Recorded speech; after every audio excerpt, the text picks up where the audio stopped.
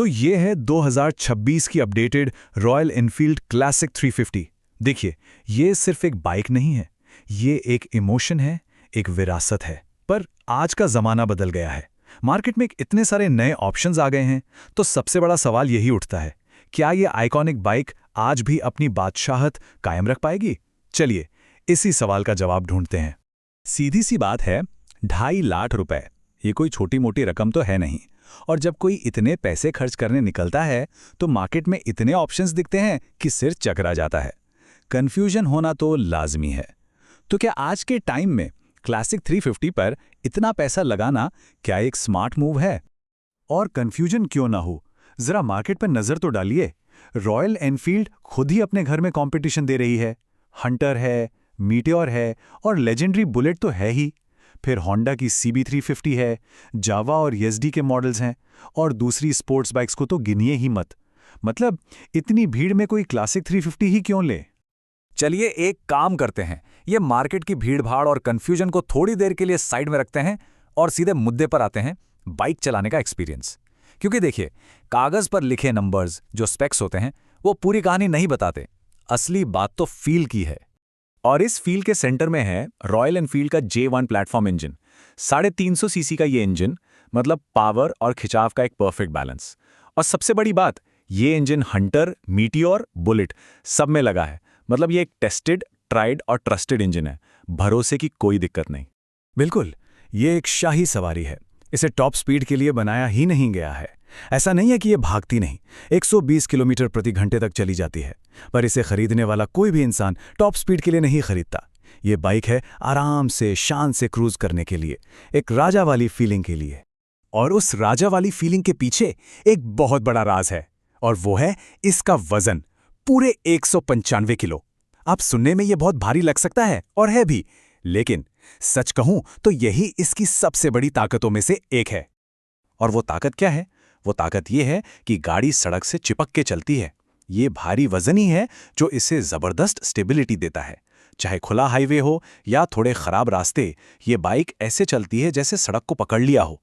और इससे जो कॉन्फिडेंस मिलता है ना राइडर को, वो हल्की बाइक्स में आ ही नहीं सकता। अब आते हैं शहर की राइडिंग पर। यहाँ इसका दमदार लो एंड टॉर्क असली जादू दिखाता है। इसका सीधा सा मतलब है कि आपको बार बार गियर बदलने के झंझट में नहीं पड़ना पड़ता। गाड़ी दूसरे या तीसरे गियर में भी है ना, तो भी बिना हाफे आराम से उड़ जाती है। ट्रैफिक में ये चीज बहुत सुकून देती है, सच में। तो राइडिंग एक्सपीरियंस तो शानदार है, पर अब बात करते हैं उस चीज की जिसके लिए रॉयल एनफील्ड जानी जाती है, इसकी बिल्ड क्वालिटी। मतलब ये सच में एक टैंक की तरह बनी है और एक लंबा चलने वाला इन्वेस्टमेंट है। आजकल की ज्यादातर बाइक्स में जहां देखो प्लास्टिक ही प्लास्टिक होता है, पर यहां कहानी अलग है। इसके मड गार्ड्स मेटल के हैं, फ्यूल टैंक मेटल का है, मतलब सॉलिड लोहा इस्तेमाल किया गया है। इसीलिए जब लोग कहते हैं ना कि ये टैंक की तरह बनी है, तो वो मजाक नहीं कर रहे होते। ये सिर्फ आज के लिए एक बाइक नहीं है, ये एक ऐसा इन्वेस्टमेंट है जो सालों साल चलता है। इसकी बनावट इतनी मजबूत है कि ये दशकों तक आपका साथ निभाएगी।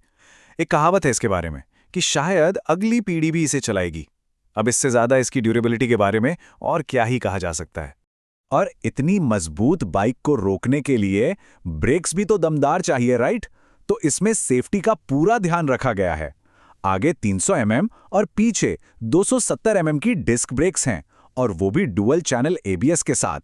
आसान भाषा में कहें तो कितनी भी तेजी से ब्रेक लगाइए, गाड़ी के फिसलने या स्किड होने के चांस ना के बराबर हैं। पूरा कंट्रोल हाथ में रहता है। ठीक है, तो शाही सवारी और टैंक जैसी बिल्ड क्वालिटी ये सब तो बहुत बढ़िया है, पर रोज की जिंदगी में ये बाइक कैसी है? मतलब जब इसे रोजाना इस्तेमाल करते हैं तो क्या प्रैक्टिकल दिक्कतें आती हैं? अब जरा इसकी भी बात कर लेते हैं। सबसे पहली और शायद सबसे जरूरी बात, माइलेज। देखिए, ये बाइक आपको लगभग 30 से 35 किलोमीटर प्रति लीटर का माइलेज देगी। अब अगर रोज की रनिंग बहुत ज्यादा है तो हाँ, ये जेब पर थोड़ा असर डाल सकती है। और दो छोटी छोटी बातें हैं जो पता होनी चाहिए। पहली, इसका जो फ्यूल गेज है ना, वो थोड़ा कह सकते हैं कि मूडी है। कभी कभी सही नहीं बताता, तो उस पर 100% भरोसा करना ठीक नहीं। और दूसरी बात, जो पुराने आरी लवर्स को शायद खटके, वो है इसकी आवाज़। नए इंजन का जो थंप है वो पुराने मॉडल्स जितना लाउड और बेस वाला नहीं है, थोड़ा रिफाइंड और शांत हो गया है। तो चलिए एक क्विक रिकैप करते हैं। फायदे क्या हैं? जबरदस्त रीसेल वैल्यू, मतलब बेचते समय अच्छे पैसे मिलेंगे। सर्विस नेटवर्क बहुत बड़ा है, कहीं भी ठीक हो जाएगी। बिल्ड क्वालिटी तो सॉलिड है ही, और इसका जो रुतबा है सड़क पर वो तो है ही। नुकसान क्या है? माइलेज थोड़ा कम है, फ्यूल गेज भरोसेमंद नहीं है, इंजन की आवाज़ पहले जैसी नहीं रही, और हाँ, शहर के ट्रैफिक में इसका भारी वजन थोड़ा थका सकता है। तो ये हो गए सारे प्लस और माइनस पॉइंट। अब आते हैं सबसे बड़े सवाल पर। इन सब बातों को जानने के बाद आखिर ये बाइक खरीदने किसे चाहिए? किसके लिए ये एक परफेक्ट मैच है? देखिए, सबसे ज़्यादा कन्फ्यूजन होता है क्लासिक और हंटर के बीच। इसको एकदम सिंपल कर देते हैं। अगर ज़्यादातर राइडिंग शहर के अंदर ही करनी है, एक हल्की, फुर्तीली और थोड़ी सस्ती बाइक चाहिए, तो हंटर एक बढ़िया चॉइस है। वो एक सिटी स्पेशलिस्ट है। लेकिन अगर एक ऐसी बाइक चाहिए जो शहर में भी चले और हाईवे पर भी उतनी आरामदायक और स्टेबल रहे, एक ऑलराउंडर चाहिए जिसका डिज़ाइन कभी पुराना ना हो, तो वो है क्लासिक 350। तो फिर से क्लासिक ही क्यों? 4 सबसे बड़े कारण हैं। पहला, इसकी रीसेल वैल्यू का कोई तोड़ नहीं। दूसरा, सर्विस की टेंशन नहीं, शहर हो या गांव मैकेनिक मिल ही जाएगा। तीसरा, ये दशकों तक साथ निभाने के लिए बनी है। और चौथा, और शायद सबसे अहम, इसका जो लेजेंडरी स्टेटस है, जो रोड प्रेजेंस है, वो किसी और बाइक में मिलना मुश्किल है। तो आखिर में ये बाइक किसके लिए है? ये उस इंसान के लिए है जिसे टॉप स्पीड या फैंसी फीचर्स की रेस में नहीं पड़ना, जिसे एक ऐसी बाइक चाहिए जो बस चले नहीं बल्कि एक एहसास दे, जिसके लिए लॉन्ग टर्म वैल्यू और सड़क पर एक दमदार मौजूदगी ज्यादा मैटर करती है। ये उस राइडर के लिए है जो सफर का मजा लेना जानता है। तो सवाल घूम फिरकर वहीं आ जाता है। एक तरफ है इसकी शानदार विरासत, इसका शाही रुतबा, और दूसरी तरफ है कुछ प्रैक्टिकल बातें जैसे माइलेज और वजन। तो इन दोनों को तौलने के बाद क्या ये आने वाले सफर के लिए सही सवारी है? खैर, ये फैसला तो आखिर में राइडर्स को ही करना होगा।